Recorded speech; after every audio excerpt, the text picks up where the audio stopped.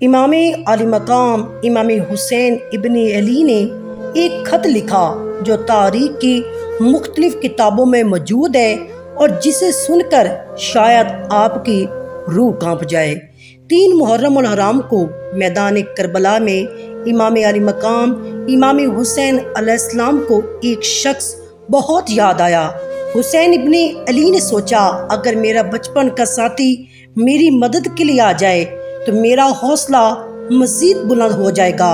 3 محرم کو سرزمین کربلا سے حسین ابن علی نے ایک خط لکھا جس میں لکھا تھا بسم اللہ الرحمن الرحیم، حبیب سلام ہو تم پر، شاید تمہیں معلوم نہیں کہ ہم 2 محرم سے کربلا پہنچ چکے ہیں۔ میرے ساتھ اس عالم میں میرے اہل خانہ اور بچے بھی ہیں۔ ہمیں چاروں طرف سے دشمنوں نے گھیر لیا ہے۔ اگر میری مدد کرنا چاہتے ہو تو روز عاشور عصر سے پہلے کربلا پہنچ جانا، ورنہ قیامت کے دن ملاقات ہوگی۔ والسلام، تمہارا بچپن کا ساتھی حسین ابن علی۔ یہ خط روانہ کیا گیا جب قبیلہ بنو اسد کے 75 سالہ ضعیف شخص حبیب ابن مظاہر نے جب خط پڑھا تو گھوڑے کو ایڑی لگائی، فرمایا حسین تمہارے بچپن کا دوست حاضر ہے۔ میدان کربلا میں حبیب ابن مظاہر آتے ہیں۔ حسین ابن علی شہادت کا تاج لے کر اپنے بچپن کے ساتھی کا استقبال کرتے ہیں۔ حبیب ابن مظاہر حضور نبی کریم کے صحابہ میں سے تھے۔ آپ مولا کائنات حضرت علی کرم اللہ وجہ الکریم کے بہترین ساتھیوں اور حامیوں میں سے تھے۔ ایک دفعہ حبیب ابن مظاہر اور جناب میثم تمار کی ملاقات ہوئی تو جناب حبیب فرماتے ہیں کہ میں ایک ایسے شخص کو دیکھ رہا ہوں جسے اہل بیت کی محبت میں پھانسی پر لٹکا دیا جائے گا۔ جناب میثم نے کہا کہ میں بھی ایک ایسے شخص کو دیکھ رہا ہوں جس کی رنگت سرخ اور سفید ہے اور وہ رسول اللہ کی دختر کے فرزند کی نصرت کے لیے نکلے گا اور اس کو قتل کر دیا جائے گا اور پھر اس کے سر کو کوفہ کے بازاروں میں پھرایا جائے گا۔ اس طرح کی گفتگو کے بعد یہ دونوں اپنی اپنی راہ پر روانہ ہو گئے۔ وہاں پر موجود کچھ لوگ جو ان دونوں کی باتوں کو سن رہے تھے آپس میں کہنے لگے کہ ان سے زیادہ ہم نے کوئی جھوٹ بولنے والا نہیں دیکھا۔ مجلس میں موجود لوگ ابھی وہیں پر تھے۔ جناب رشید حجری ان دونوں کو ڈھونڈتے ہوئے وہاں پر آئے اور ان کے متعلق گفتگو سنی اور پوچھا کیا آپ نے ان 2 شخصوں کو دیکھا ہے؟ انہوں نے کہا ہاں، وہ یہاں آئے تھے اور یہ گفتگو کر رہے تھے۔ تو جناب رشید نے ان کی گفتگو سن کر فرمایا اللہ میثم پر رحم فرمائے۔ یہ کہہ کر جناب رشید بھی وہاں سے روانہ ہو گئے۔ ان کے جانے کے بعد لوگوں نے آپس میں کہا واللہ یہ تو ان دونوں سے زیادہ جھوٹا ہے۔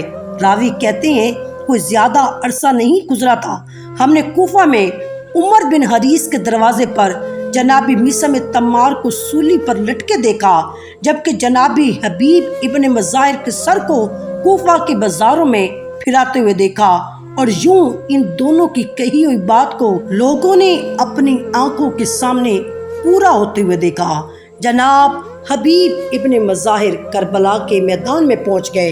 امام علی مقام امام حسین علیہ السلام کے ساتھ ملاقات کی اور آپ نے کوفیوں سے کہا کہ مجھے اتنی مہلت دے دیں کہ ہم نماز پڑھ لیں۔ یہ سن کر فوج یزید میں حسین بن نمیر بولا کہ تم لوگوں کی نماز قبول نہیں ہوگی۔ جناب حبیب نے اس کی بات سن کر غضبناک ہو کر فرمایا اے شراب خور، تیرا یہ گمان ہے کہ آل رسول کی نماز قبول نہیں ہوگی اور نہ ان کے ساتھیوں کی نماز قبول ہوگی، مگر تیری قبول ہو جائے گی۔ یہ سن کر حسین بن نمیر نے حملہ کر دیا۔ جناب حبیب نے جواباً حملہ کیا جس سے وہ گھوڑے سے نیچے گر گیا۔ دشمنوں نے پھر حملہ کرنے کے لیے پیش قدمی کی تو جناب حبیب یہ رجس پڑھتے ہوئے دشمن کی طرف بڑھے کہ میں حبیب ہوں اور میرے باپ کا نام مظاہر ہے جو جنگ کا شاہ سوار ہے اور جنگوں کو بھڑکانے والا ہے۔ ہم محبت اور مودت کے اعتبار سے اعلیٰ اور حق کے اعتبار سے نمایاں ہیں۔ دشمن کے سپاہیوں کی تعداد بہت زیادہ تھی بنی تمیم کے ایک شخص نے حبیب کے جسم پر نیزہ اس شدت سے مارا کہ آپ زمین پر گر گئے۔ ابھی وہ اٹھ ہی رہے تھے کہ حسین بن نمیر اس لعین نے آپ کے سر پر تلوار سے وار کیا اور آپ منہ کے بل گر گئے۔ اسی دوران ایک ملعون تمیمی نے گھوڑے سے اتر کر جناب حبیب ابن مظاہر کا سر تن سے جدا کر دیا۔ تاریخ کے اوراق میں لکھا ہے کہ جناب حبیب ابن مظاہر کی شہادت امام حسین علیہ السلام پر بہت تکلیف دہ گزری۔ امام علی مقام امام حسین علیہ السلام آپ کے پاس کھڑے ہوئے۔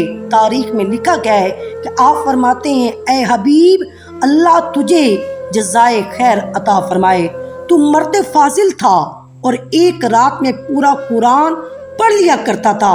جب کربلا کے میدان میں قتل خون ریزی کا سلسلہ ختم ہو گیا تو جناب حبیب ابن مظاہر کے سر کو اس تمیمی نے اپنے گھوڑے کی گردن میں لٹکایا ہوا تھا اور یہ عبید اللہ ابن زیاد کے محل کی طرف جا رہا تھا، اور راستے میں جناب حبیب کے بیٹے قاسم نے اپنے باپ کا سر دیکھا۔